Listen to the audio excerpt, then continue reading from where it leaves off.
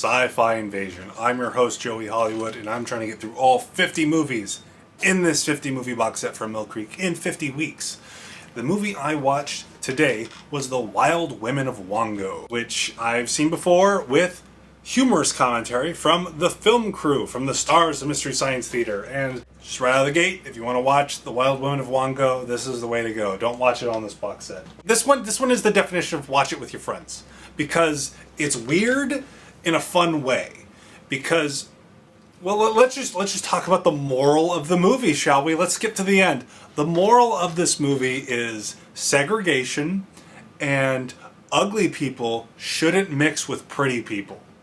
That's the moral of this movie. It's so backwards, but it's funny. It's so like, it's so bad that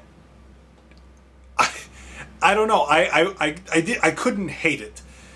I feel like I should have hated it, but I didn't, because the moral of this movie is so wrong. It's so backwards. Well, let's get into the plot of the movie. The movie opens up with narration from Mother Nature. And Mother Nature said that she had one of her biggest failures. The creation of man not being one of them. The atom bomb.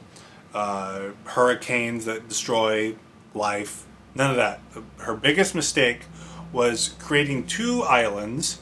One with gorgeous women and ugly men. And the other island has handsome men and ugly women. And this was Mother Nature's biggest mistake.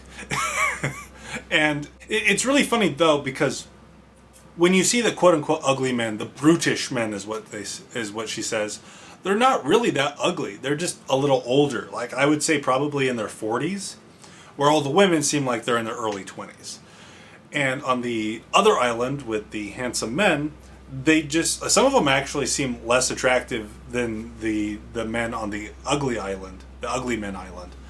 But they're just young. They're just in their 20s. And the ugly women, some of them are a little overweight, but there's some of them that are the quote unquote ugly ones. They're just really tall.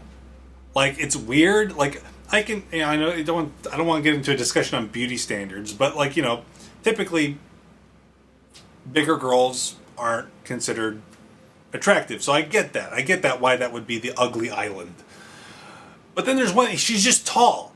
Like, I think she's actually attractive. She's just like 6'5", and for some reason that's considered ugly. I don't get it.